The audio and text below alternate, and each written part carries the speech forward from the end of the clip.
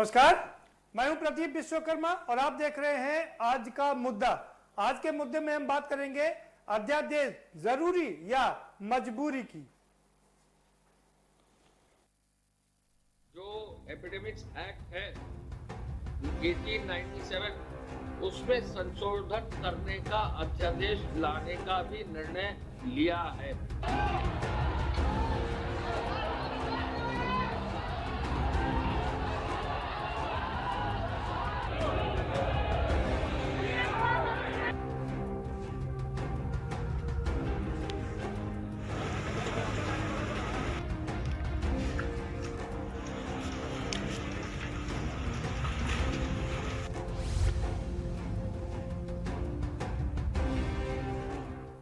पर हमला हो गया है।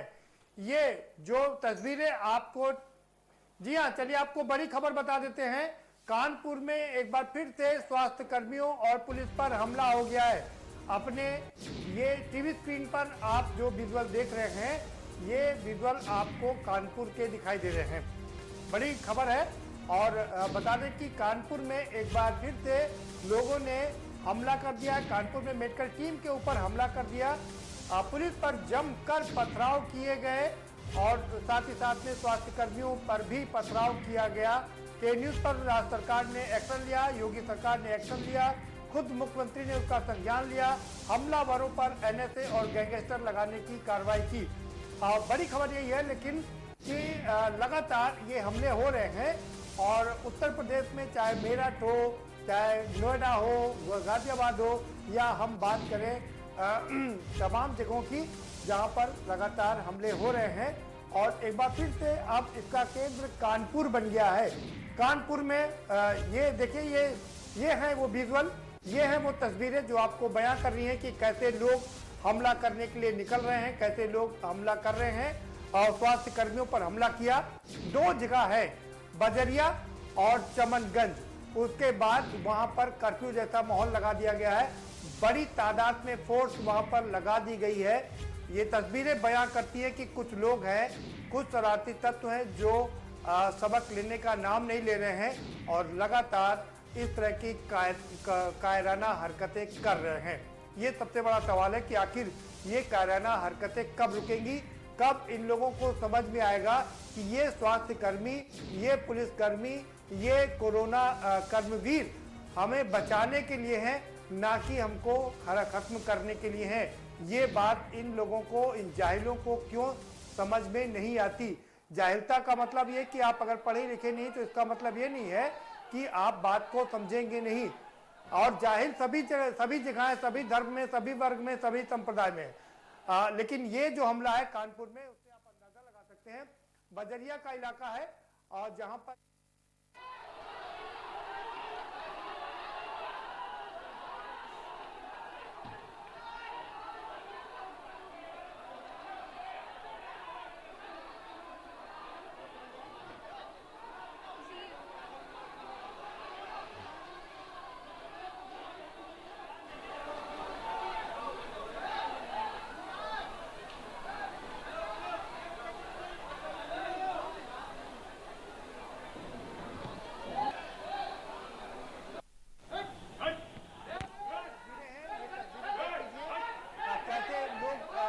दौड़ा रहे हैं, घरों से बाहर निकल रहे हैं, कैसे पुलिस कर्मियों को दौड़ा रहे हैं, कैसे स्वास्थ्य कर्मियों को दौड़ा रहे हैं। ये वो स्वास्थ्य कर्मी हैं जो आपकी रक्षा के लिए बनाए गए हैं और वहां पर वो जांच करने के लिए गए थे, जिनको उसके बाद दौड़ा लिया गया। ये देखिए पुलिस कर्मी भी वहां पर मौजूद है।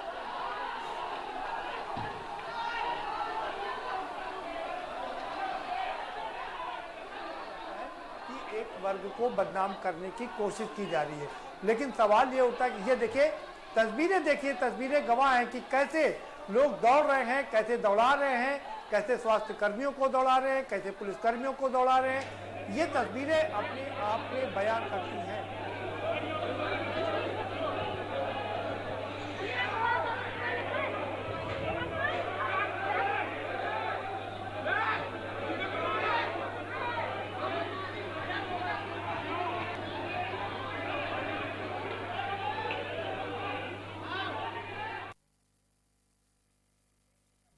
लाने का ऐलान कर दिया है। जी, ये तस्वीरें देखी आपने, ये कानपुर की तस्वीरें थी जहां पर लोग स्वास्थ्य कर्मियों और पुलिस कर्मियों को दौड़ा रहे थे, लेकिन अब इस क्षेत्र को, चमनगंज और बजरियागंज को पूरी तरीके से सील कर दिया गया है। तो हम वापस अपने मुद्दे की ओर लौटते हैं और यही कारण है कि अब यूपी की सरकार भी, हालांकि केंद्र की सरकार एक अध्यादेश ला चुकी है, लेकिन यूपी की सरकार एक नया अध्यादेश लाने जा रही है जिसमें अब अगर किसी ने इस तरह का हमला किया, अपने किसी भी स्वास्थ्य कर्मी पर या पुलिस पर या कोरोना वॉरियर पर कोई हमला करता है या हमारे जो सफाई कर्मी उन पर भी कोई हमला करता है तो उसको 7 साल की सजा मिलने का प्रावधान हो जाएगा। इसी पर चर्चा करेंगे।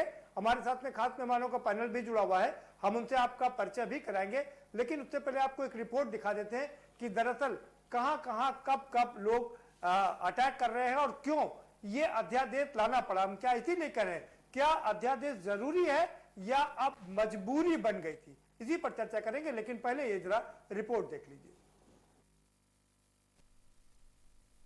जो एपिडेमिक्स एक्ट है 1897, उसमें संशोधन करने का अध्यादेश लाने का भी निर्णय लिया है।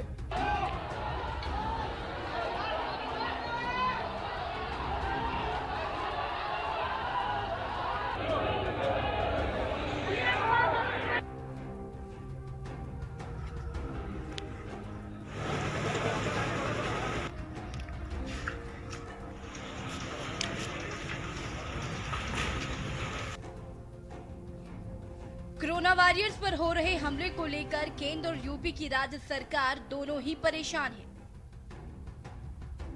मेडिकल स्टाफ पर हमले को लेकर सरकार पहले से ही सख्त हो गई है, तो वहीं कोरोना संकट के बीच यूपी में पुलिस पर लगातार हो रहे हमले को लेकर सरकार गंभीर हो गई है।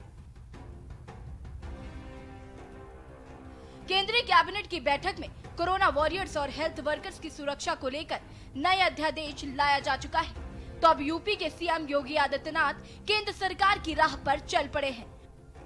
कोरोना महामारी को देखते हुए क्वारंटाइन से भागने, लॉकडाउन तोड़ने और बीमारी को फैलाने वालों के लिए कठोर सजा का प्रावधान किया जाएगा।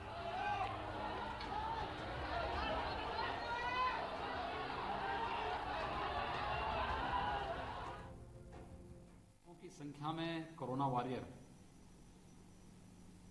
जनता की सेवा में और उनकी सुरक्षा में लगे हुए हैं। ऐसे समय में कोरोना वॉरियर्स पर हमला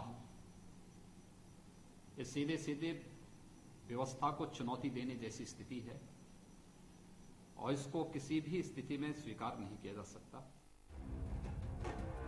यूपी सरकार चिकित्सकों, सफाई कर्मियों, पुलिस कर्मियों और सभी कोरोना वॉरियर्स पर हमला करने, थूकने, आइसोलेशन तोड़ने के लिए कठोर सजा देने का पूरा खाका तैयार कर चुकी है। यूपी में जिस कानून पर चर्चा हो रही है उसके तहत किसी भी कोरोना वॉरियर के साथ किसी भी तरह की अभद्रता करने वालों के खिलाफ कानून को लाए जाने के पीछे स्वास्थ्य कर्मियों और पुलिस कर्मियों के साथ हर कोरोना वॉरियर को सुरक्षा देने की मंशा है, जिसके लिए सरकार अध्यादेश लाने की तैयारी में जुट गई है। मुख्यमंत्री जी ने इलाज में लगे स्वास्थ्य कर्मियों पर हमला करने वालों के लिए कड़ी सजा दिलाने के लिए जो महामारी रोग अधिनियम है, जो एपिडेमिक्स एक्ट है 1897, उसमें संशोधन करने का अध्यादेश लाने का भी निर्णय लिया है। यूपी सरकार ने एपिडेमिक एक्ट में पहला संशोधन किया है। प्रदेश सरकार ने उत्तर प्रदेश महामारी कोविड-19 विनियमावली में संशोधन करते हुए इसे दंडनीय बना दिया है। यूपी में एपिडेमिक एक्ट के संशोधन को मिली मंजूरी, राज्यपाल की मंजूरी के बाद चिकित्सा विभाग ने जारी कर दिया। डॉक्टर्स, मेडिकल स्टाफ और पुलिस कर्मियों पर हमला अब एपिडेमिक एक्ट में दर्ज होगा। यूपी में कोरोना वॉरियर्स पर हमला अब दंडनीय अपराध होगा। एम्बुलेंस, सरकारी संपत्ति को नुकसान पहुंचाना कानूनी अपराध की श्रेणी में होगा। हमला करने पर 7 साल की सजा और 5 लाख रुपए तक का जुर्माना लगाया जाएगा। कोरोना वॉरियर्स पर हमले को लेकर सरकार अब सख्त हो चली है, लेकिन अध्यादेश लाना जरूरी है या मजबूरी, ये कहना भी मुश्किल है। स्पेशल टेक्स्ट के न्यूज इंडिया।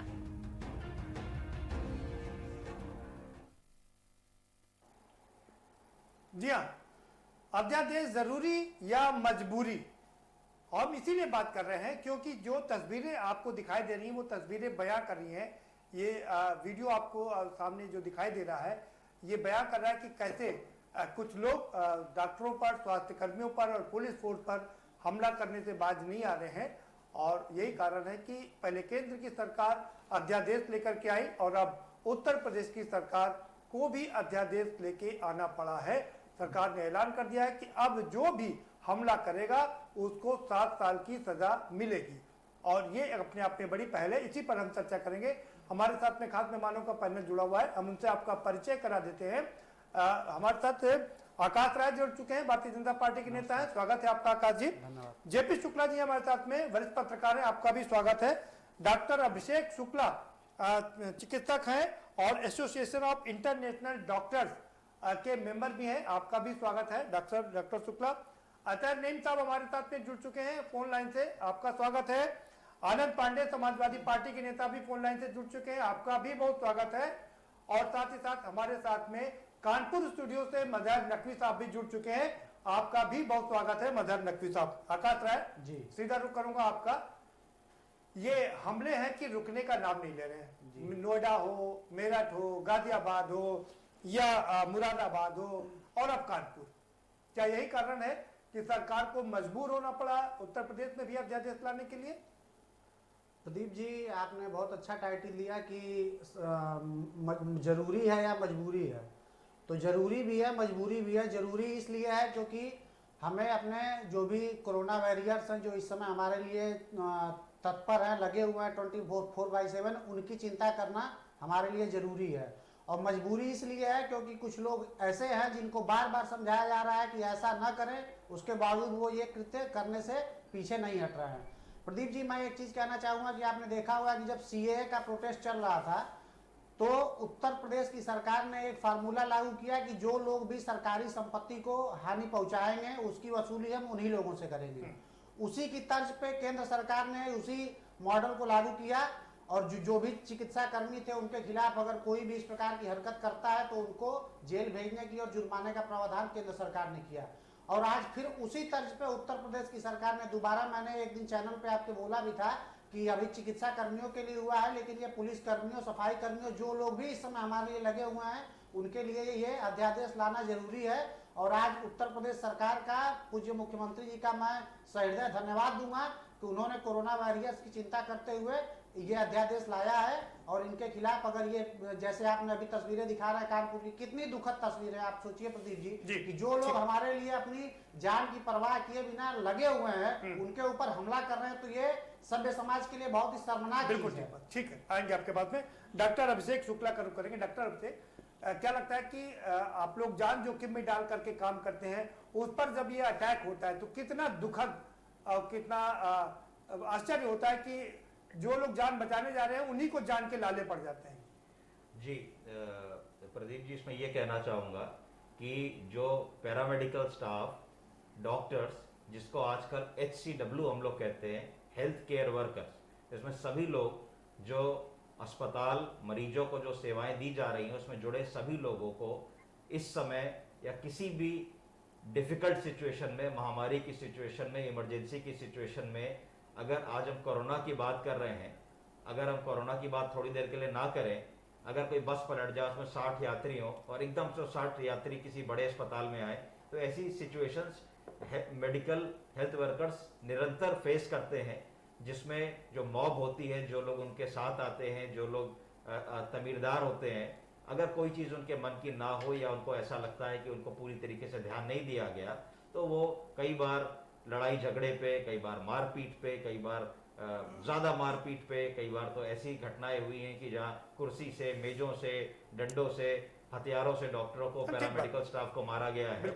तो इस तरीके की चीज़ पे इस तरीके का अध्यादेश जो अमेंडमेंट हुआ है एपिडेमिक एक्ट में, जो 1897 में बना था, अर्थात 123 साल बाद जो चेंज किया गया है, इससे मैं समझता हूँ कि इस तरीके के जो उपद्रवी तत्व के लोग हैं उन पे लगाम लगेगी, और क्योंकि इसको नॉन बेलेबल ऑफेंस कर दिया गया है, प्लस इस पे 50,000 से लेके 5 लाख तक का जुर्माना, गंभीर अपराध में 7 लाख तक का जुर्माना और जेल का प्रावधान है। जी, वो प्रावधान हमने पूरे दिखा, लेकिन आपको लगता है कि इससे राहत मिलेगी आपको शायद? बिल्कुल, मुझे लगता है कि इससे ऐसे तत्वों के ऊपर लगाम लगेगी और डॉक्टर और पैरामेडिकल स्टाफ को राहत मिलेगी। ठीक है। अतहर नईम साहब, आप भी कानपुर से ही बिलोंग करते हैं, क्या कहेंगे कि ये हमले हैं कि रुकने का नाम नहीं ले रहे? मेरठ हो, गाजियाबाद हो, नोएडा हो और या आप कानपुर, मुरादाबाद। जी जी, आवाज मिल रही है आपको विश्वकर्मा जी? जी मिल रही। हाँ, जी, आप अपनी बात रख सकते हैं। कानपुर हो या कहीं किसी अन्य शहर या जनपद या छोटी जगह बड़ी जगह, सब घटिया और निंदनीय हरकत है। ये बहुत कंडम करने वाली बात है, इस पर कार्रवाई होनी ही होनी चाहिए। लेकिन जो आपका शीर्षक है, जो इस उपद्रवी तत्व के लिए जो आपने शीर्षक रखा कि संविधान में एपेडेमिक एक्ट में जरूरी या मजबूरी, तो मैं समझता हूं कि ना ये जरूरी था ना ये मजबूरी है, क्योंकि इसके साथ साथ, इस प्रावधान के साथ साथ तमाम आईपीसी और सीआरपीसी में सरकार चलाने के लिए बहुत बड़ी शक्ति मिली हुई है, बहुत से कानून हैं। लेकिन अब ये किन वजह से ऐसा हो रहा है? एक तो मेरा मानना है कि जहां टीम जाती है वहां के जिम्मेदार लोगों के साथ संवाद होना चाहिए जनता में। वहां के विधायक हैं, वहां के पार्षद हैं या जो भी संभ्रांत लोग वहां हो, सीधे अकेले जाने में ऐसा खतरा हो सकता है। जब बार बार कहा जा रहा है और मैंने भी बहुत बार मांग की, ये गलत है, निंदनीय है, जो लोग कर रहे हैं इसके दोषी हैं। ठीक है, ठीक है, ठीक है। अतः तब आएंगे आपके पास में। आनंद पांडे जी, क्या कहेंगे कानपुर की घटना को लेकर? देखिए प्रदीप जी, कानपुर की घटना हो या कहीं पर भी पूरे देश की घटना हो, अगर इस प्रकार की घटनाएं होती हैं वो निंदनीय है और उनसे हम लोग घोर घोर मतलब ये आप समझ लीजिए कि निंदा करते हैं, उसमें कहीं कोई वो चीज नहीं है। मगर कहीं कहीं हालात ऐसे भी वो बन जाते हैं कि जहाँ पर आप देख सकते हैं कि कोरोना के जो पेशेंट भर्ती हैं, उन पेशेंटों को अभी तक कोई भी साधन मुहैया नहीं किया जा रहा। खाना भी दिया जा रहा है तो पता लगा कि दाल चावल दिया जा रहा है, कहीं कुछ दिया जा रहा है, कहीं उनको झिड़का जा रहा है, उनको नफरत के भाव से देखा जा रहा है। इस प्रकार की जब हरकतें की जा रही हैं, तब वहाँ पर खिसिया करके भी कुछ लोग ऐसी उटपटांग चीजें तोड़ फोड़ करने लगते हैं, हॉस्पिटलों में तोड़ फोड़ करने लगते हैं। इस प्रकार की, अभी मैं कानपुर की बात बताता हूँ, काशीराम हॉस्पिटल में 3-4 दिन पहले हुआ। वहाँ का मामला ये था कि लगातार केवल हॉस्पिटल में जो खाना दिया जा रहा था वो खाना सही ढंग से नहीं था, केवल वो दाल चावल दिया जा रहा था। कहाँ तक आदमी दाल चावल खाए? फिर आखिरी में खिसिया करके वहाँ के स्टाफ ने और उनकी सुविधाएं ने उनको लताड़ा जा रहा था, दूर से उस तरीके से उनको निर्देश किया जा रहा था कि आखिर में खिसिया करके उन लोगों ने भी वहाँ पर तोड़ फोड़ कर दी। तो कुछ घटनाएं ऐसी भी होती हैं, मगर वो भी मैं निंदनीय कहता हूँ, क्योंकि ये माहौल इस प्रकार का नहीं है। इसमें तो चाहे पेशेंट हो और चाहे देश के हर नागरिक का नैतिक कर्तव्य बनता है कि कम से कम इस समय सरकार का सहयोग करे और सरकार के साथ साथ पूरे देश का सहयोग करे, मानव समाज का सहयोग करे। हम इसकी घोर निंदा करते हैं जो भी हो। ठीक है, ठीक है, आएंगे आनंद जी आपके पास में। जी ठीक है, ठीक, आएंगे आपके पास में। आकाश जी आपके पास आएंगे, पहले बाकी लोगों को भी चर्चा में शामिल कर लेते हैं। मजहर नकवी साहब, आप तो कानपुर में बैठे हैं, आप वरिष्ठ राजनीतिक विश्लेषक हैं, कैसे देखते हैं इस घटना को? देखिए, सबसे पहले तो इस घटना की जो इतनी भी निंदा की जाए कम है। कोरोना से जंग लड़ रहे सभी योद्धाओं का सम्मान होना चाहिए, चाहे खाना खराब मिले या और कोई दुश्वारी इनके सामने आए। अपनी बात कहने का सबको हक है, किसी को ये हक नहीं है कि वो डॉक्टरों के साथ मारपीट करे या सफाई कर्मी के साथ मारपीट करे। अब आते हैं कानपुर में, तो बजरिया और चमनगंज जो 2 इलाके आपने बताए, ये 1990 से हाइपर सेंसिटिव इलाके रहे हैं। यहाँ पर फूलमती का तिराहा एक ऐसा मुकाम है जहाँ पर हमेशा कुछ ना कुछ छोटी सी छोटी घटना पे लेकर 2 समुदाय विशेष जो हैं आमने सामने आ जाया करते हैं। तो पहला सवाल तो मेरा ये है कि एक ऐसी जगह पर क्यों नहीं हमने प्रिवेंटिव मेजर्स लिए। दूसरा, चमनगंज का जो इलाका है वो भी आपने देखा होगा कि एक शाहीन बाग की तरह वहाँ पर भी एक बहुत दिनों तक धरना प्रदर्शन चलता रहा। तो हमें ये देखना होगा कि वो इलाके जो ऑलरेडी हाइपर सेंसिटिव हैं, वहाँ पर जब हम क्वारंटाइन कराने के लिए टीम भेज रहे हैं तो क्या प्रिकॉशनरी स्टेप्स जो हमें ले जाने चाहिए थे वो लिए गए या नहीं। आप अगर खतरे के मुंह में स्वयं जा रहे हैं तो फिर अंजाम जो है आप ही को तो भुगतना पड़ेगा। और मेरा अपना यह मानना है कि पिछले 15 दिन में एक अविश्वास की क्या नाम है लहर जो है वो दौड़ी है। कुछ तबलीगी जमात के लोग हैं जो पुनर्गठित हो गए हैं और वो कोरोना के बहाने या लॉकडाउन को तोड़ने की बात खुलेआम कर रहे हैं। तो जो इंटेलिजेंस की फेल्योर है उसकी भी हम अनदेखी नहीं कर सकते। तो आज अगर ये अध्यादेश जो है मजबूरीवश हमको लाना पड़ा या हम इसको ज़रूरी मान लें तो हमें उन तथ्यों की अनदेखी नहीं करनी चाहिए जिनके कारण कानपुर में या अन्य जनपदों में इस प्रकार की हिंसा हो रही है। ठीक है मेजर साहब, आएंगे आपके पास में।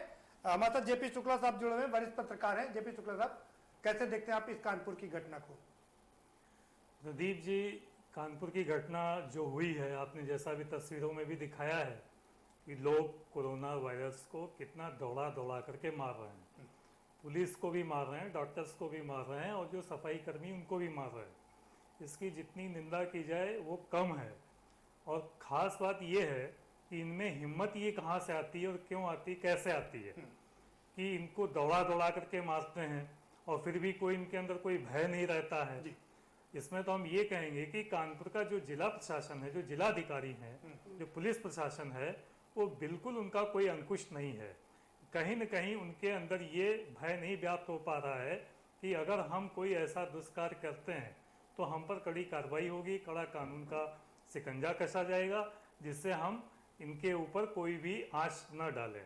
लेकिन जैसा कि हमने देखा कि जिलाधिकारी भी अभी तक कोई ऐसा स्टेटमेंट नहीं आया कि इनके खिलाफ हम क्या कार्रवाई करेंगे।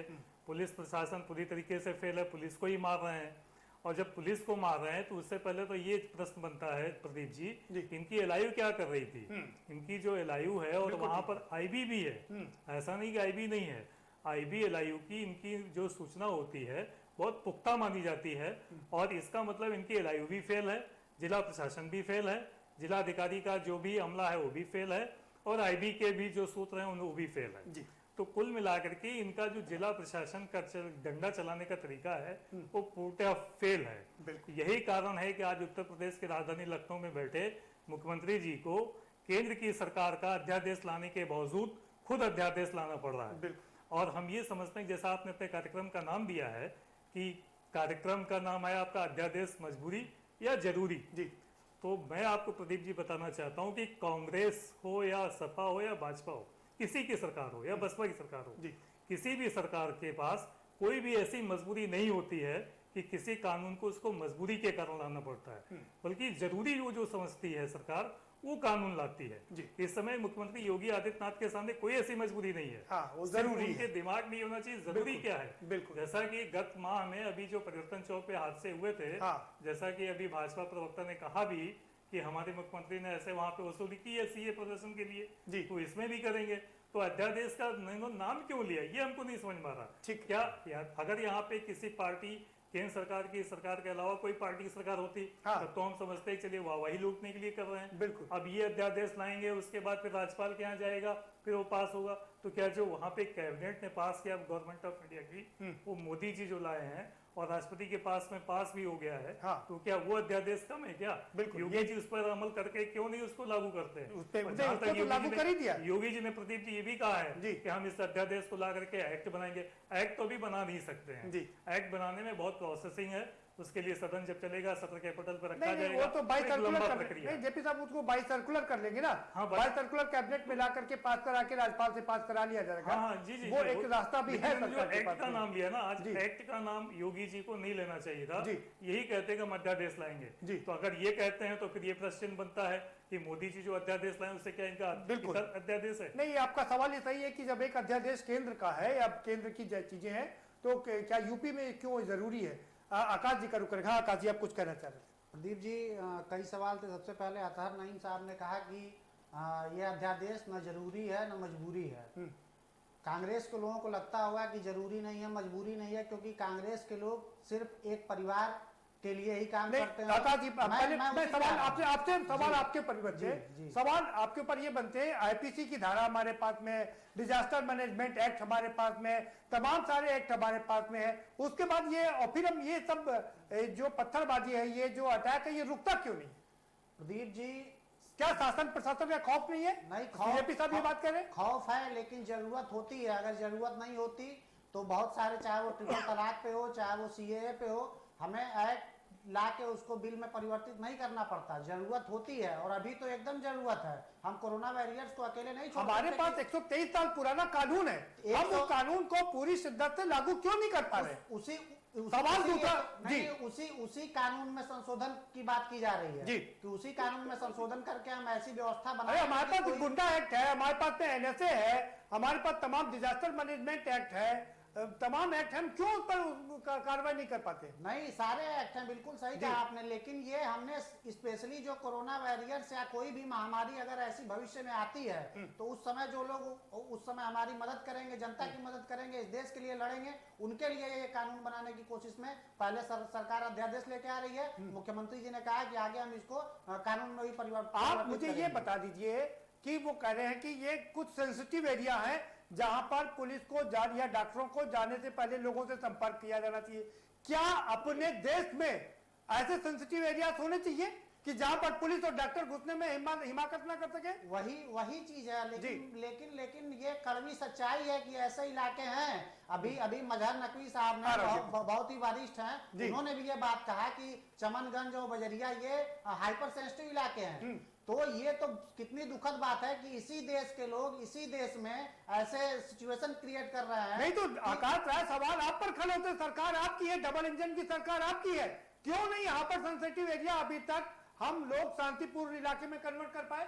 जिस प्रकार से उत्तर प्रदेश की सरकार ने काम किया है, चाहे कोरोना की इस समय की बात हो या जो उस समय सीएए का प्रोटेस्ट हो रहा है उस समय की बात हो, जो मुस्लिम तुष्टीकरण की राजनीति के चलते उत्तर प्रदेश में जो स्थिति कर दी गई थी कि एक कौम के ऊपर आप सवाल नहीं उठाइए, नहीं, मैक्सिमम आप जितने केसेस उत्तर प्रदेश में उठा के देखिए, एक केस ऐसा बताइए जो तबलीगी जमात के लोगों से जुड़ा हुआ ना हो। पूरे देश की बात कर रहा हूँ, पूरे देश में अगर मैं आपको गिराऊंगा, अलग अलग लोगों के अटैक हुए हैं। जी प्रदीप जी, बहुत सारे ऐसे मैं एक बार पूरी कर लूं अपनी, बहुत सारे ऐसे प्रदेश थे जहां पे कार्रवाई नहीं हो रही थी। और फॉर एग्जांपल आप पश्चिम बंगाल का उठा के देखिए, अभी हावड़ा में किस प्रकार से पुलिस वालों पे पथराव हुआ है, लेकिन अभी तक हम बताएंगे। हावड़ा में हुआ, केरल में हुआ, पंजाब में हुआ, हरियाणा में हुआ, तमाम राज्य थे, लेकिन जहां पे भारतीय जनता पार्टी की सरकार है, हमने उनके ऊपर कार्रवाई की, उनके ऊपर एनएसए लगाया, और आगे भी जो पहले बात ये होना चाहिए कि योगी हम करेंगे। मुख्यमंत्री जी को एलआईओ और आईवी के जो वहाँ पे जिम्मेदार अधिकारी हैं, बिल्कुल उनको सबसे पहले सस्पेंड या कोई डिसमिस या कोई ऐसी कार्रवाई करनी क्या कर रही है चाहिए। ये पनिशमेंट दिया गया और ये चिन्हित नहीं कर पाए, पूर्ण सूचना नहीं दे पाए, इनकी इंटेलिजेंस फेल है पूरी तरीके से। तो जो इनकी पुलिस व्यवस्था है उसको भी इस पर अंकुश लगाना चाहिए, और जिनका जिला प्रशासन है उसको भी अंकुश लगाना चाहिए कि ये कार्रवाई इंटेलिजेंस क्या कर रही है उसको भी देखना चाहिए। 23 करोड़ की जनसंख्या को संभालना इतना आसान नहीं होता। जर्मनी एक विकसित देश है, मैं बता रहा हूँ, जर्मनी एक विकसित देश है, 10 करोड़ से कम की जनसंख्या उसकी, लेकिन उसके बावजूद वहाँ के चिकित्सा कर्मियों को आना पड़ रहा है, चीजें नहीं उपलब्ध हो पा रही। क्या मजबूरी मुझे समझ में नहीं आ रहा है। ब्रेक, छोटा सा ब्रेक लेंगे, समझ में नहीं आ रहा कि सरकार की क्या मजबूरी है। 300 से ज्यादा विधायक हैं, 325 विधायक हैं।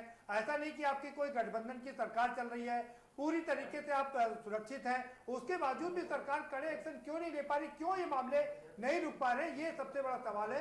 चर्चा को जारी रखेंगे, लेकिन एक छोटे से ब्रेक के बाद, और ब्रेक के बाद आएंगे तो मजहर नकवी साहब का भी रुख करेंगे और उनका आनंद पांडे जी का भी रुख करेंगे और अतहर नईम साहब से भी जरा सवाल पूछेंगे, लेकिन एक छोटे से ब्रेक के बाद। जो एपिडेमिक्स एक्ट है 1897, उसमें संशोधन करने का अध्यादेश लाने का भी निर्णय लिया है।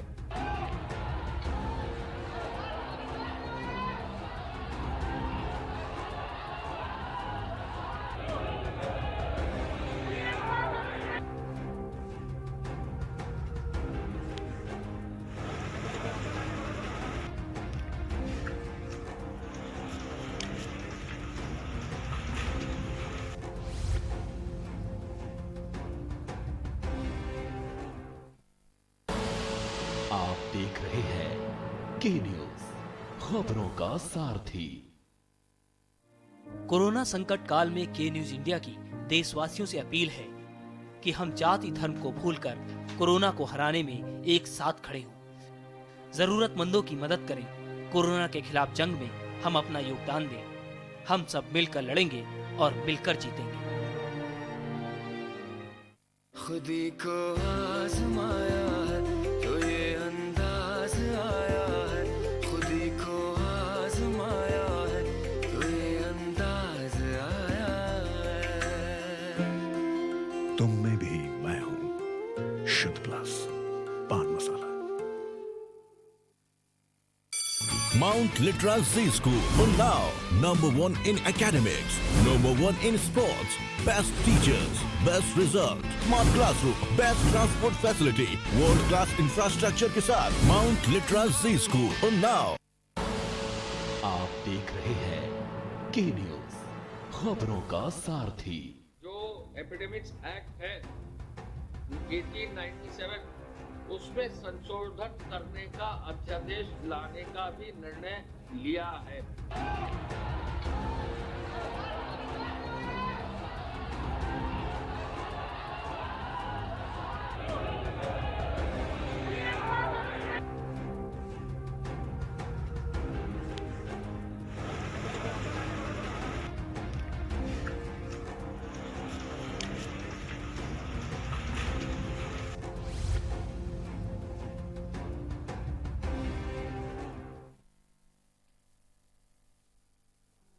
ब्रेक के बाद आपका स्वागत है और हम अतहर नईम साहब का रुख करेंगे। अतहर नईम साहब, आपने सवाल उठाया कि इन एरिया में जाते हुए पहले वहां के जो सही लोग हैं, अच्छे लोग हैं, उनसे संपर्क किया जाना चाहिए। सवाल ये उठता है कि अपने ही देश में क्या किसी इलाके में जाने के लिए किसी की परमिशन की जरूरत पड़ेगी? परमिशन की नहीं है। आज ही हमारे घर के आगे एक एरिया है शिव कटरा, वहां भी पॉजिटिव केस मिलने पर कहीं कोई अशांति नहीं। एक वर्ग विशेष को टारगेट बनाकर अगर ये भ्रांति फैल जाए कि ये ले जाके कांजी हाउस में डाल देते हैं, धर्म सूचक गालियां देते हैं, अपमानित करते हैं, खाना फेंक के देते हैं, ये रिपोर्ट्स भी तमाम आई है। मैं उससे पहले एक बात ये कहना चाहता हूं इनको, भाजपा के जो बैठे हैं साथी, कि इनको ये सिखाया गया है कि जब कोई सरकार में रहते काम न कर पाओ, उत्तर न दे पाओ, तो पंडित जवाहरलाल नेहरू की फैमिली पे आ जाओ और चालू हो जाओ। मैं ये कह रहा हूँ, जिसलिए मैंने कहा जरूरी या मजबूरी नहीं है कि आईपीसी में, सीआरपीसी में तमाम प्रावधान है। ये संविधान पढ़ ले, पंडित जवाहरलाल नेहरू पे सवाल ये है अतहर नईम साहब, वो बात हो गई। सवाल ये है, सवाल सुन लीजिए, सवाल ये है, आपने कहा कि वहां पर जाने से पहले, सुन लीजिए, सवाल ये कि आपने कहा वहां पर जाने से पहले कुछ लोगों से पहले राय मशवरा करनी चाहिए थी अपने देश में। मैं ये कह रहा हूँ कि अगर एलआईयू की फेलियर है तो ये बात की जाती है। ये भी पुलिसिंग का एक तरीका है कि वहाँ के लोगों को पुलिस के पास बड़े टूल और बड़े हथियार होते हैं। सवाल मेरा सीधा आपसे ये है, सुन लीजिए अतहर नईम साहब, सवाल सुनिए। सवाल ये है कि क्या अपने ही देश में किसी पॉकेट में जाने के लिए पहले एलआईयू का जाल बिछाना पड़ेगा, पहले परमिशन लेनी पड़ेगी कुछ लोगों से? देखिए, बीते 30 वर्ष की राजनीति में वो क्षेत्र विशेष ऐसा है कि नाला रोड के दाईं ओर की जो पट्टी है वो इंदौर के टाट पट्टी बाखल से भी बदतर है बिल्कुल। अब मैं क्या बताऊं कैसे मजबूर और बिन पढ़े लिखे क्यों बदतर है, तो उनको ये स्थिति क्यों बदतर है? मैं आप ही तो समझना चाह रहा हूँ, ऐसी स्थिति क्यों हो गई है कि जो बदतर हो गई है? विषय है, किस धन अभाव से नहीं पढ़ पाए, क्या क्या उनके साथ हुआ, ये बहुत लंबा विषय, घंटों लग जाएंगे। लेकिन जो आज का विषय है, किसी संविधान में प्रावधान की अब बदलने की आवश्यकता के बगैर कोई नहीं थी, सब कुछ था। मैं तो ये समझता हूँ कि केंद्र और प्रदेश में प्रतिस्पर्धा, केंद्र ने एक कानून बना दिया। सुनिए जी, आपने ये कहा, सुन लीजिए, कानून की बात हो गई। आपने ये कहा कि ये बात फैलाई जा रही है कि पकड़ करके कांजी हाउस में डाल देंगे और खाना ढंग से नहीं देंगे। सवाल ये उठता है कि देश इस समय महामारी से गुजर रहा है और तमाम लोग पीड़ितों से गुजर रहे हैं। तमाम 12 सरकार को यही 15 संवाद करने के किलोमीटर लिए चल के लोग घर आ रहे हैं। मैं यही कह रहा हूँ तो कि क्या वो भी इस तरह का सरकार को तांडव करें? सरकार को वहाँ के विधायक और वहाँ के पार्षद को साथ में बात करा के अनाउंसमेंट सिस्टम होता है, बात करें कि आप लोग सहयोग करिए, ऐसे ऐसे हमें सूचना मिली कि आप क्या संक्रमित मैं है। फिर आपसे वही सवाल पूछूंगा कि क्या इलाके में जाने के लिए किसी भी विधायक का वहां के लोगों का संपर्क करना जरूरी है? क्या पुलिस सीधे नहीं जा सकती? क्या डॉक्टर सीधे नहीं जा सकता? क्या वो अपने देश का अंग नहीं है? लेकिन जब ये लगे कि विपरीत परिस्थितियां उत्पन्न हो सकती हैं, पूरे देश में कई जगह हो सकता है, तो प्रिकॉशनरी मेजर होता है, न कि कोई तांडव हो जाए, कोई उपद्रव हो जाए, उस पर राजनीति हो। ये उपचार नहीं है, ये बिगाड़ना है। उपचार करने की दिशा में चलना चाहिए था। 99% जगह पर बिल्कुल ठीक होता है। जहाँ उपद्रव की आशंका है वहाँ जन सहयोग लेना अनिवार्य है। ये सरकार चलाने का एक तरीका है। ये उपद्रवियों की इतनी हिम्मत कैसे पड़ जाती है कि जिसकी डर की वजह से पुलिस वहां पर एंट्री ना कर पाए? ये तो अपने देश का फेल्योर है, ये शासन का फेल्योर है, प्रशासन का फेल्योर है।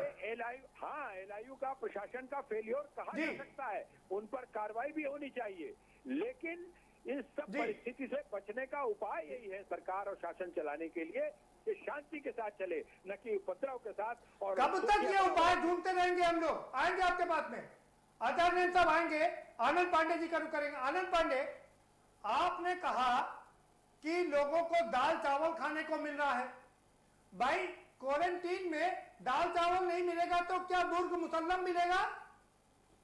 देखिए ऐसा है, मुर्ग मुसल्लम की मुर्गे की बिरयानी मिलेगी? प्रदीप जी अलग बात है। जो 14-15 दिन आप व्यक्ति रहेगा, मुर्ग मुसल्लम नहीं होता है। हॉस्पिटल के अंदर कभी रोटी भी होती है, सब्जी भी होती है, कभी बदल करके कोई दूसरे भी चीज आ जा सकता है। जरूरी नहीं है कि मुर्ग मुसल्लम ही मिलता हो।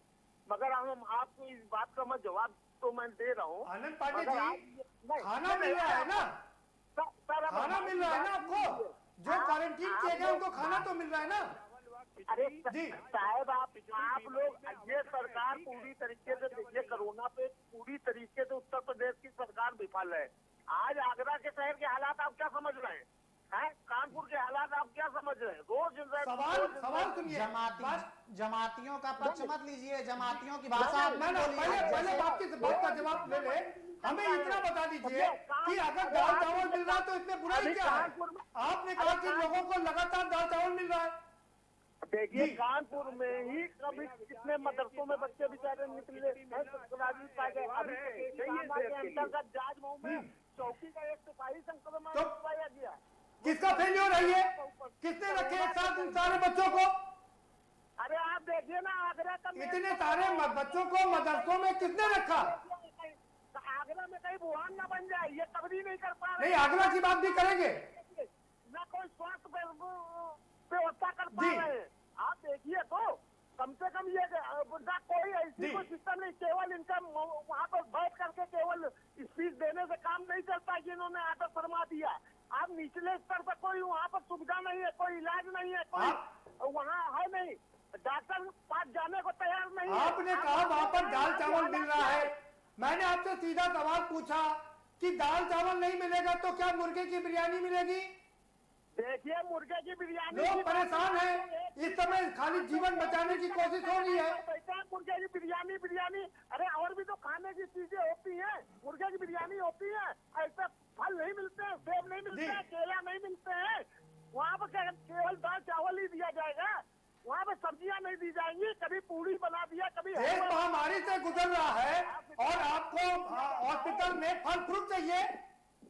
आनंद पांडे, मैं फिर सवाल पूछ रहा हूँ आपसे। देश महामारी से गुजर रहा है और बहुत मुश्किल से लोग जान बचा पा रहे हैं, ऐसे में क्या आपको पकवान चाहिए वहाँ पर? अरे देश महामारी से गुजर रहा है, लाखों करोड़ों रुपए गुजराती पूंजीपतियों का पैसा माफ कर सकते हो और देश के गरीबों का पैसा देश के गरीबों में नहीं निकाल सकते हैं? बताइए, देश के गरीबों को कैसे किसानों के ऊपर पैसा नहीं लगा सकते? आनंद जी, आपका दुख समझ में आता है। आप जमातियों वाली भाषा पहले बोलना बंद करिए। ये वहाँ पे दाल चावल और उनको क्या सारी सुविधाएं उनको उपलब्ध कराई जा रही है। जब उनको बिरयानी खिलाएंगे, जब उनको खिलाएगा, तभी आप मानेंगे। ठीक है, वो तुष्टि चावल मिलना ठीक है, खिचड़ी मिलना ठीक है,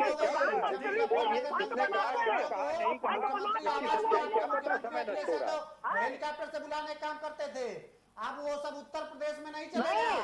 उनके लिए कोई भी रोगी होगा, चाहे वो किसी भी कौम का हो, उसकी सुरक्षा, उसकी चिकित्सा, उसकी दवाई की जिम्मेदारी सरकार की है। लेकिन अब आप ये डिमांड करेंगे कि उनको बिरयानी खिलाई जाए, उनको काजू बादाम खिलाया जाए, उनको मुसल्लम खिलाया जाए, तो ये सब नहीं चलेगा। कैसा बात कर लिया? बताइए, गरीब मध्यम लोगों के लिए कुछ भी नहीं किया। पूंजीपतियों का पैसा माफ हो गया तो आप सड़क पे आइए ना। आपके नेता क्या करते हैं? सिर्फ फर्जी आरोप लगाने का काम आप लोग करते हैं। 1 रुपया किसी का कोई माफ नहीं किया गया। वो चीज अलग है। RBI ने क्या कहा है पहले पूरा पढ़िए, तब उस पर चर्चा करिए। अभी कोरोना की चर्चा हो रही है और अभी जो अध्यादेश आ रहा है उस पर चर्चा हो रही है। उसकी बात सुना क्या कहिए? आपकी बात हो गई, आपने अपनी पूरी बात रखी है, ठीक है, आएंगे आपके पास में। आनंद पांडे जी, बात हो गई आपकी, ठीक है, हो गई बात आपकी। मजहर नकवी साहब का रुख कर लेते हैं। मजहर नकवी साहब जी, सवाल यह है, आपसे 2 सवाल है मेरे। एक, आपने कहा जिम्मेदार लोगों से संपर्क किया जाना चाहिए। सवाल यह है कि अपने ही देश के किसी कोने में जाने के लिए क्या इस तरह का कोई एक्शन प्लान बनाना पड़ेगा? कोई पहले मजबा लगाना पड़ेगा, परमिशन लेनी पड़ेगी, तब जाना पड़ेगा? विश्वकर्मा जी, देखिए सच्चाई तो यही है कि पिछले 3 दशकों में ऐसे बहुत से हिस्से अपने देश में हो गए हैं, प्रदेश में हो गए हैं, जहां पर एक समुदाय विशेष जो है वो रहता है और वहां पर बाहरी लोग जाने से घबराते हैं। और जो समुदाय विशेष वहां पर रहता है वो कोई बहुत इच्छा से नहीं रहता है, वो मजबूरी में रहता है। और ये 1990 में देखा गया पहली बार कि जब मॉब मेंटेलिटी के सामने पुलिस जो थी वो नतमस्तक हुई और 6 बजे चौकी पे ताला लगा के भाग गई। तो हम सच्चाई से तो देखिए इनकार नहीं कर सकते। और जिन इलाकों की मैं बात कर रहा हूं वहां के अगर आप जमीन के रेट सुनेंगे तो आपके होश उड़ जाएंगे। 1.5 लाख रुपए प्रति वर्ग मीटर जो है फूलमती के आसपास का इलाका जो है वहां पर ये रेट है।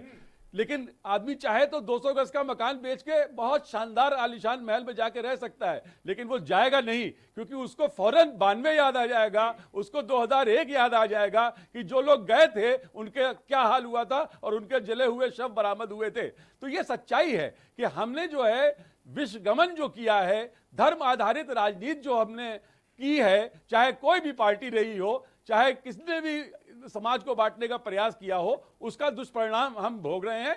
और जब मुख्यमंत्री जी खुद ये कह रहे हैं, जी मजहर नकवी साहब, सवाल ये है जी, सुन लीजिए, शासन की फेल्योर हो चाहे कोई भी सरकार हो, तो इसका मतलब ये नहीं होता कि हम एक पर्टिकुलर जगह पर कब्जा जमा करके बैठ जाएंगे।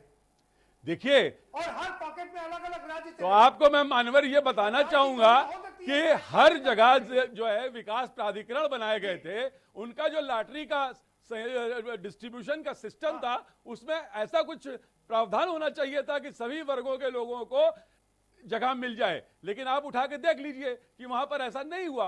तो ये तो नियोजन की कमी है।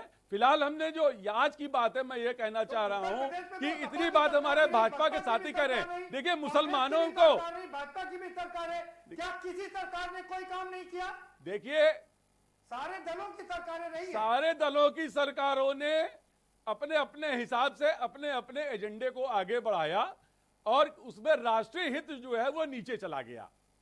इससे कोई इनकार नहीं कर सकता। मैं पूरी जिम्मेदारी से ये बात कह रहा हूं। और जैसे हमारे साथी हैं अतर नईम भाई हैं, हमारे भाजपा के साथी हैं, मुसलमानों की सबसे बड़ी दिक्कत ये रही है कि अगर उन्होंने कभी कोई अच्छा काम किया तो तारीफ तो बहुत लोगों ने बढ़ बढ़ के कर दी, लेकिन अगर कोई गलत काम हुआ है तो सबसे पहले तीखी प्रतिक्रिया जो मुसलमानों की तरफ से आनी चाहिए वो नहीं आती है। अगर आज तबलीगी जमात जो है वो जिम्मेदार है, जिस तरीके से मुस्लिम नेतृत्व को उसकी आलोचना करनी चाहिए थी उसने नहीं की। और यही गड़बड़ जो है हमारा कहना है। आज मौलाना साद जो हैं वो अभी तक गिरफ्तार नहीं हो रहे हैं। मैं सवाल करना चाहता हूं केंद्र सरकार से, आप उत्तर प्रदेश की सरकार को कटघरे में खड़ा कर रहे हैं, आप उत्तर प्रदेश की सरकार को कटघरे में खड़ा कर रहे हैं, मैं केंद्र सरकार को कटघरे में खड़ा कर रहा हूं कि क्यों नहीं अभी तक मौलाना साद गिरफ्तार हुए। 2000 करोड़ रुपए का एसेट है उसका, कहां से आया ये पैसा? कार्यक्रम चल रहा है, मौलाना साहब क्यों गिरफ्तार बिल्कुल होंगे? ठीक है। क्यों गिरफ्तार होंगे मौलाना साहब? उनको नहीं मालूम है कि गृह मंत्री को कि कहाँ पर मौलाना साहब है? दिल्ली पुलिस को नहीं मालूम है कि मौलाना साहब कहाँ बैठे हुए हैं? 1 घंटे पहले मौलाना साहब वहाँ पर भाई ये इसका जवाब तो हमारे भाजपा के साथी देंगे, पार्टी के नेता उनके, हमें क्यों बताऊं? मैं तो ये कह रहा हूं उनको गिरफ्तार होना चाहिए।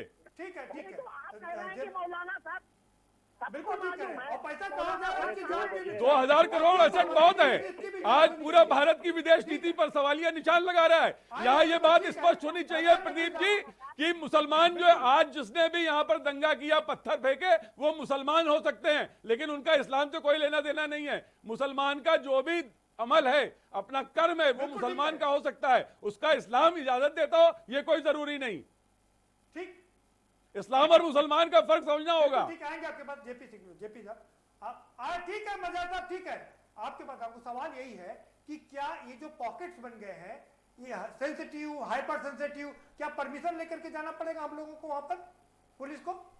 देखिए प्रदीप जी, इसमें कोई आवश्यकता नहीं है कि कोई विशेष परमिशन लेने के जाना है जी, या कोई विशेष उनको गार्ड लेकर के जाना है कि सुरक्षा के दृष्टिकोण से जाना है।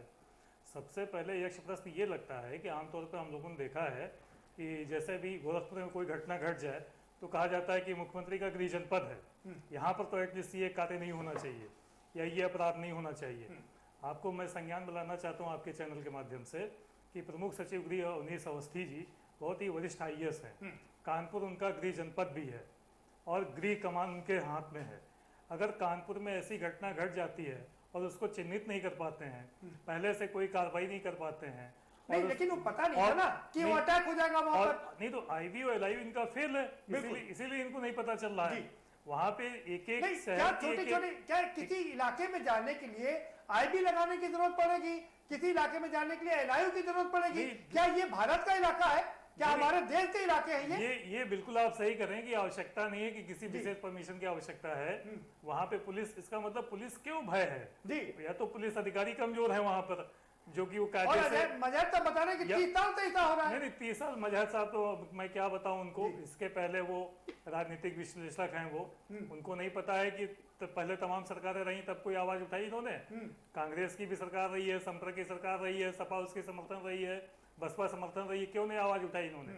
ये अगर समाज सेवी है राजनीतिक, मैंने हमेशा आवाज उठाई है, आपके संज्ञान में नहीं है। कभी अवगत कराया मैंने हमेशा कहा है कि सब जरा आपको ये बात आपको सरकार के संज्ञान में लानी चाहिए थी। नहीं जेपी साहब, मैं आपको बता दूं, मैंने हमेशा मुस्लिम शिक्षण संस्थानों को जब तक ठीक नहीं किया जाएगा तब तक ठीक नहीं होगा, मैं नहीं कहा था। मैं भी जानता हूँ, कानपुर की गली गली में जानता हूँ, और कानपुर की मूलगंज इलाके हुए, ये जाजमो हुआ, बजरिया हुआ, ग्वाल टोली हुआ, ये सब इतना यहाँ पे हमेशा भयभीत रहते हैं। कोई भी दंगा फसाद होता है, आज कोई नई बात नहीं है, ये पहले भी वहाँ पे दंगे हुए हैं, तो पहले क्यों नहीं सरकार ने? नहीं, आप गैंगवार को सांप्रदायिक दंगों से जोड़ना है, मुझे थोड़ा सा हैरत हो रही है। प्रदीप जी, आप चाहें तो मुझे 2 मिनट दे दीजिएगा, मैं स्पष्ट कर दूंगा। दंगों की बात नहीं कर रहा हूँ, वो पहले वही व्यवस्था थी, वही पुलिस जाती थी, वही प्रशासन जाता था, वही प्रशासन जाता था। मजम्मत करते रहते हैं हमेशा, जो खराब लोग हैं उनकी मजम्मत करते रहते हैं। आकाश जी का रुख करेंगे। आकाश जी, सवाल ये उठता है कि चाहे लखनऊ का मामला हो, चाहे कानपुर का, चाहे मेरठ का, तमाम जगह क्यों ये ऐसी घटनाएं हुई? कैसे उनकी हिम्मत पड़ जाती है कि किसी की भी हिम्मत पड़ जाती है कि वो अटैक कर देता है? प्रदीप जी 2 मिनट लूंगा, पूरी बात मुझे रखने दीजिएगा। मजहर नकवी साहब ने बहुत सही बात कही कि पिछले 30 सालों से ये हो रहा है, और सिर्फ कानपुर या लखनऊ की बात नहीं है प्रदीप जी, पूरे उत्तर प्रदेश में शायद ही कोई ऐसा जिला होगा, कोई ऐसा जनपद होगा जिस जिले में 2, 4, 5, 10 ऐसे इलाके ना हो जहां पे पुलिस के, प्रशासन के या आम जनता भी जाने से कतराती है कि भाई इस मोहल्ले से न गुजरो। उसका कारण क्या है? सबसे ज्यादा सरकारें कांग्रेस की रही, उत्तर प्रदेश में फिर भाई, सपा उत्तर बसपा। प्रदेश में नहीं, कांग्रेस मैं- 30 साल से है मैंने ही कहा नहीं। था, मैंने कहा था 2 मिनट में अपनी पूरी बात करूंगा। नहीं, मैं सवाल भी इन लोग- पूछूंगा ना आपसे। जी बिल्कुल। अब उत्तर प्रदेश में 30 साल से सरकार है नहीं। नहीं है, सपा और बसपा की सरकार पिछले 15 साल थी ना, 2017 से। इन लोगों ने नहीं, आपसे पहले आपकी भी सरकार थी, कल्याण सिंह वो मुख्यमंत्री थे। हमारी सरकार थी, इन लोगों ने तो हमेशा गुप्ता जी भी मुख्यमंत्री थे। हमेशा प्रदीप जी हमेशा एक पूरे देश में एक हवा खड़ा किया जाता है कि मुसलमानों के सामने कि अरे ये भारतीय जनता पार्टी के लोग हैं, भाजपा के लोग हैं, भाजपा के लोग हैं। एक ऐसा डर बनाया जाता है कि भाजपा के लोग जैसे भूत हैं। लेकिन हमारे प्रधानमंत्री कहते हैं कि हम सबका साथ, सबका विकास, सबका विश्वास की बात करेंगे। अरे भाई, सवाल एक ये हाथ है- में कुरान, एक हाथ में कंप्यूटर की बात करेंगे। लेकिन कभी जब ये रुकता क्यों नहीं? सवाल सबसे बड़ा यही है। वही तो मैं कह रहा हूं। अभी आप देखिए कि सलमान खान ने तबलीगी जमात वालों को जोकर कह दिया, किसी ने कोई सवाल नहीं उठाया। लेकिन एक भारतीय जनता पार्टी का नेता इनको जाहिल बोल देगा तो ये सारे लोग पहाड़ उठा लेते हैं सर पे। बात आज क्या है कि सच कहने की, जो मैं मुसलमानों में ये नहीं कहता हूं कि सारी कौम इसके लिए जिम्मेदार है, 90% के आसपास लोग सही हैं, सिर्फ 10% ऐसे लोग हैं जो पूरी कौम को बर्बाद करने का, बदनाम करने का काम करते हैं। और मैं चाहता हूं कि मजहर नकवी साहब बहुत ही वरिष्ठ हैं, इनका हम सब लोग आदर करते हैं। इनके जैसे लोगों को आगे आना होगा और इन जो जाहिल लोग हैं इनको रास्ता दिखाने का काम करना होगा। ठीक है। डॉक्टर अभिषेक शुक्ला जी, ये कानून बन गया, देश में कानून बना दिया, प्रदेश में कानून बनाने जा रहा है, कितना सुरक्षित महसूस कर रहे हैं अभी भी आप? देखिए, ये जो कानून है इससे HCW जो नई टर्मिनोलॉजी आई है हेल्थ केयर वर्कर्स की, वो काफ़ी सुरक्षित अपने आप को महसूस कर रहे हैं। क्योंकि जो भी चिकित्सक गण या पैरामेडिकल स्टाफ है उन पे 2-3 प्रकार की जिम्मेदारियां होती हैं। एक काम से रिलेटेड, जिसको ऑक्यूपेशनल रिस्पॉन्सिबिलिटी हम लोग कहते हैं, कि सुबह आदमी घर से निकला, 8 घंटे, 10 घंटे, 12 घंटे या 24 घंटे की ड्यूटी करने के लिए निकला। उसके बाद जब वो घर आया तो उसके दिमाग में परिवार का भी स्ट्रेस है, बीमारी का भी स्ट्रेस है। आजकल बहुत सारे चिकित्सक गण और पैरामेडिकल स्टाफ जो कोविड ग्रसित इलाकों में काम कर रहे हैं, कोविड के अस्पतालों में काम कर रहे हैं, कोविड के स्टेज 1, स्टेज 2 और स्टेज 3 लेवल के अस्पतालों में काम कर रहे हैं। तो एक बैलेंस बनाना है दिमाग से। वो लोग भी काफी परेशान है कि भाई ऐसा तो नहीं है कि भाई मेरे से बीमारी किसी को फैल जाए, अस्पताल से घर में आ जाए, घर से बच्चों में आ जाए अस्पताल।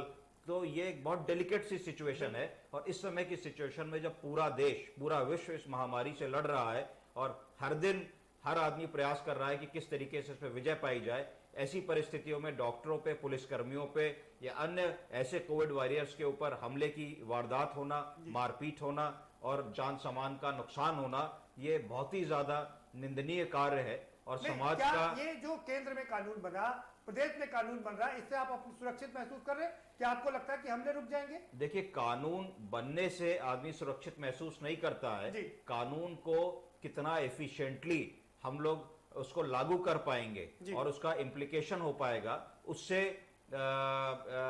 फर्क पड़ेगा।